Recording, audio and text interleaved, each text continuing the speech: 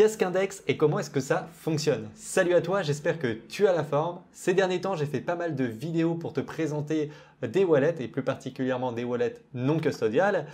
Et forcément, j'ai des personnes qui m'ont dit bon, ça serait bien que tu nous présentes PancakeSwap ou que tu nous présentes des DEX parce qu'on aimerait bien savoir comment ça fonctionne.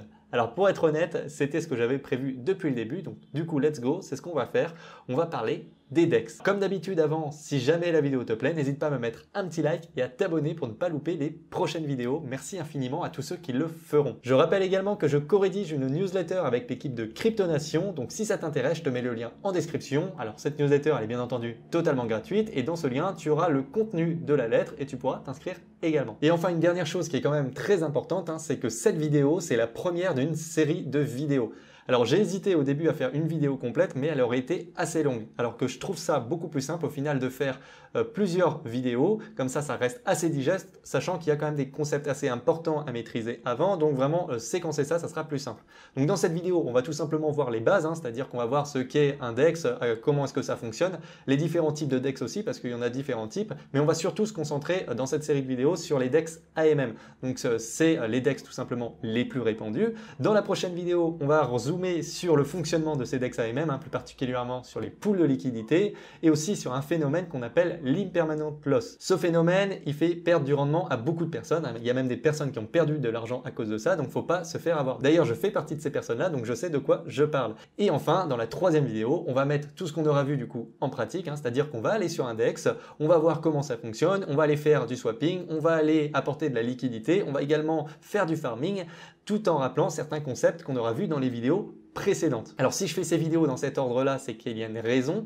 Vaut mieux connaître un petit peu le théorique avant et les grandes lignes avant de faire n'importe quoi. Parce que moi, c'est ce que j'ai fait et je m'en suis un petit peu brûlé les ailes. Donc il faut faire attention.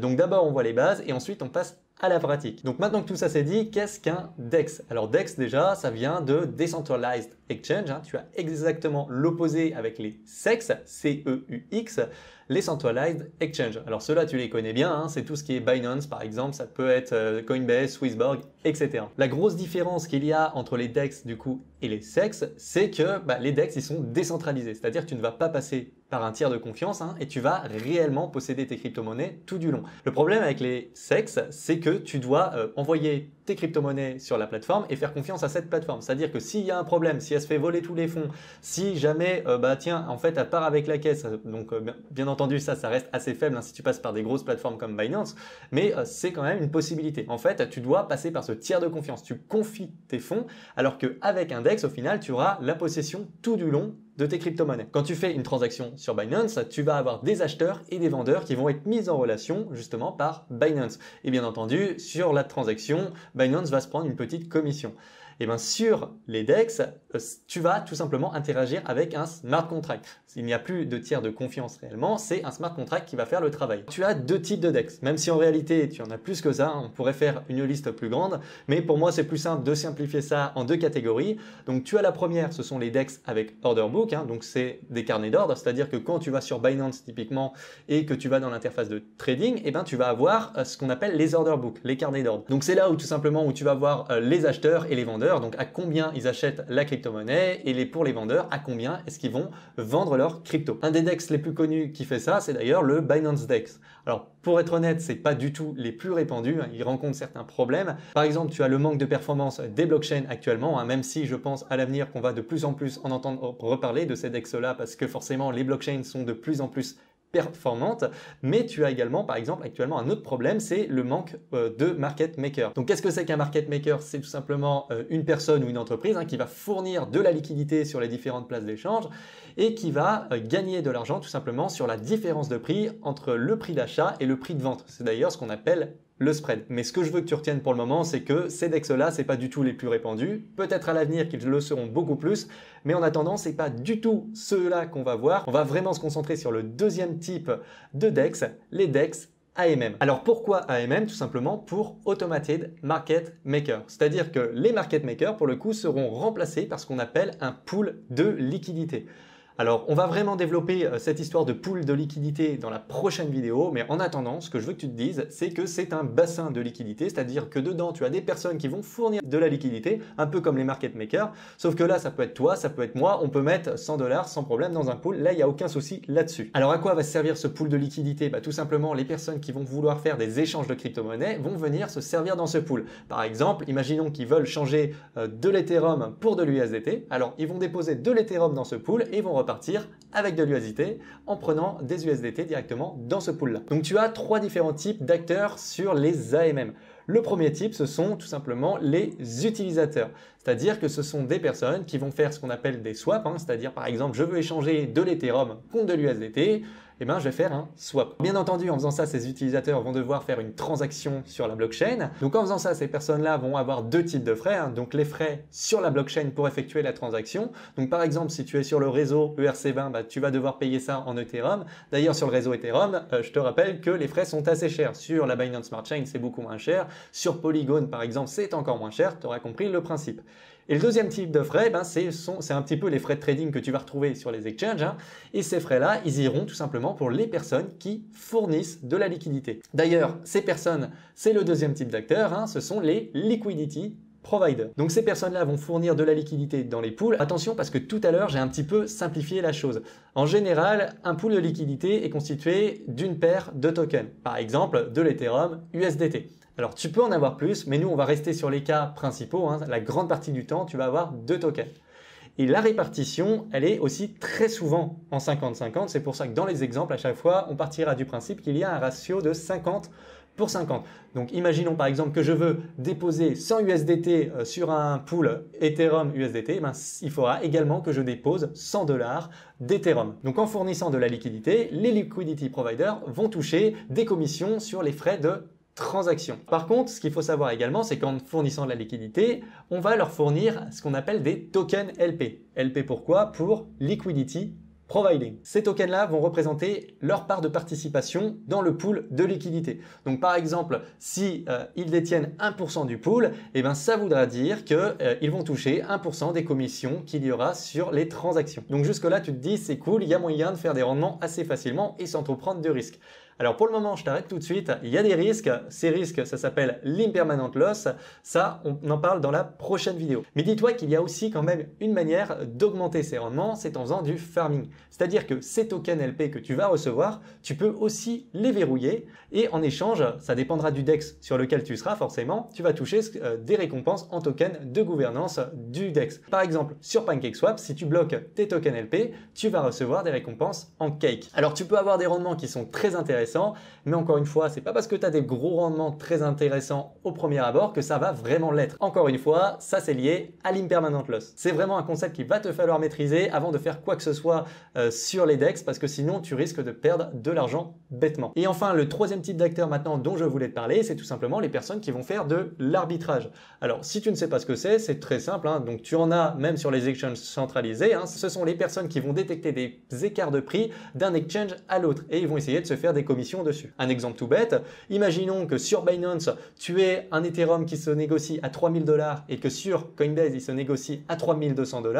Et dans ce cas-là, il y a des personnes, enfin en réalité, ce sont surtout des bots qui vont faire ça, qui vont acheter des Ethereum sur Binance pour aller les revendre sur Coinbase. Et en faisant ça, le prix, forcément, il va augmenter sur Binance, mais il va aussi diminuer sur Coinbase et on va avoir à peu près un prix d'équilibre. Alors c'est pour ça d'ailleurs qu'il n'y a jamais totalement le même prix d'un exchange à l'autre, parce que tout simplement, ce ne sont pas les mêmes acheteurs et les mêmes vendeurs qu'il y a, ce ne sont pas les mêmes transactions. Par contre, ils s'en rapprochent, les prix sont toujours à peu près similaires parce qu'il y a des personnes qui font ce qu'on appelle de l'arbitrage.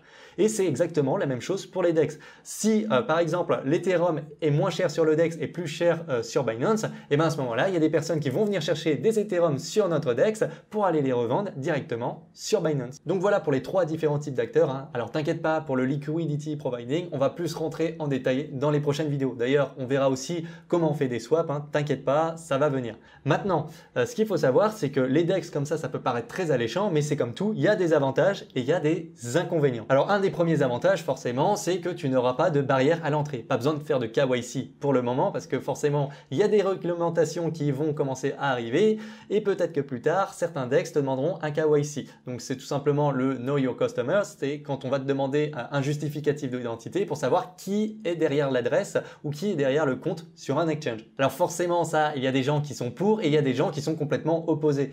Et c'est vrai que c'est assez compliqué parce que forcément le côté décentralisé justement c'est pour être tranquille et le côté centralisé d'un autre côté il y a la sécurité, on peut au moins suivre tout ce qui est blanchiment d'argent, etc. Donc je pense que comme beaucoup de personnes il y a un entre-deux à trouver, mais à mon avis il va vraiment pas être facile à trouver. Mais en attendant, pour le moment il n'y a pas de barrière à l'entrée. Autre avantage, forcément tu ne passes pas par un tiers de confiance, hein. On est décentralisé. Alors attention quand même, c'est pas parce que sur le papier c'est décentralisé que ça l'est forcément à 100%. Il y a différents degrés de décentralisation, hein. Ça va dépendre pour ça du fonctionnement du DEX en question, de comment va être faite la gouvernance et ça va dépendre aussi du réseau que tu vas utiliser. Tu auras des réseaux qui vont être beaucoup plus centralisés que d'autres. Par exemple, le réseau Ethereum est beaucoup plus décentralisé que le réseau de Solana ou que le réseau de la Binance Smart Chain. Et c'est pareil également, il y a des choses à connaître également sur ces différentes blockchains, hein, c'est-à-dire les admin keys, c'est-à-dire que par exemple sur le réseau de Polygon, eh ben, il y a quelques personnes, si elles le veulent, elles peuvent geler les fonds de la blockchain. Donc il faut faire attention à ça, il y a différents degrés de décentralisation, c'est important à prendre en compte. Un autre avantage qui est très intéressant également avec les DEX, c'est que tu vas pouvoir accéder à des crypto-monnaies qui ne sont pas encore listées sur les exchanges. Et donc forcément, en général, comme les DEX, ça c'est un inconvénient, sont beaucoup moins faciles d'accès que les exchanges, et bien forcément il y a moins de capitaux qui vont rentrer. Et donc forcément tu peux toucher des crypto-monnaies beaucoup moins chères qu'elles ne le seront quand elles seront listées sur les plateformes.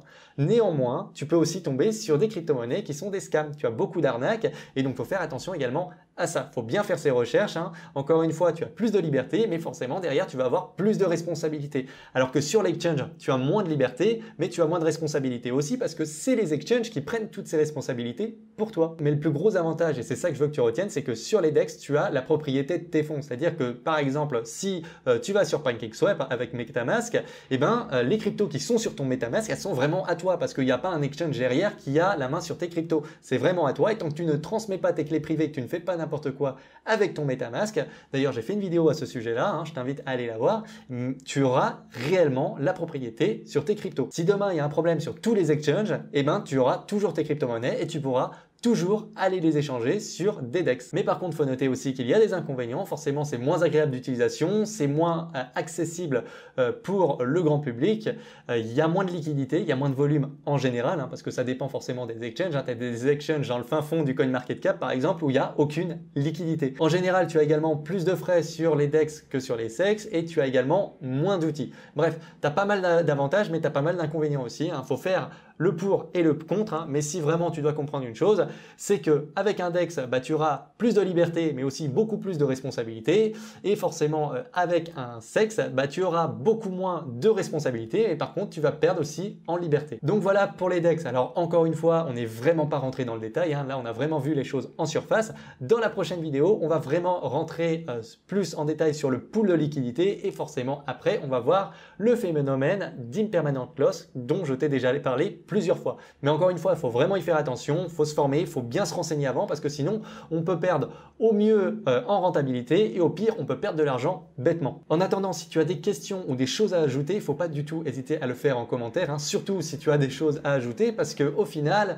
tu peux apporter de la valeur gratuitement à des gens et tu peux peut-être en aider. Donc, il ne faut vraiment pas hésiter. Au contraire, l'espace commentaire est fait pour ça. Et autre chose également que je ne précise jamais dans mes vidéos, si jamais tu recherches par exemple des liens pour aller sur des exchanges, hein, pour avoir des réductions sur les frais de trading, n'hésite pas à regarder en description, j'en parle jamais encore une fois, mais c'est vrai que c'est un moyen de soutenir la chaîne également, sachant aussi que j'ai des liens d'affiliation qui sont boostés par rapport à certains autres liens. Par exemple, sur UOB ou sur Binance, je peux te redonner jusqu'à 20% sur tes frais de trading. Donc ça, c'est parce qu'au final, j'avais déjà négocié avec UOB et Binance, et donc forcément, c'est dans mon intérêt, mais c'est également dans ton intérêt à toi. Donc faut pas hésiter, et en plus, ça soutient la chaîne. Mais sinon, vraiment, la chose qui me soutient le mieux, c'est le petit like et l'abonnement, et aussi la cloche des notifications activée. Merci infiniment d'ailleurs à toutes les personnes qui le font. Sinon, je te dis à la prochaine Ciao!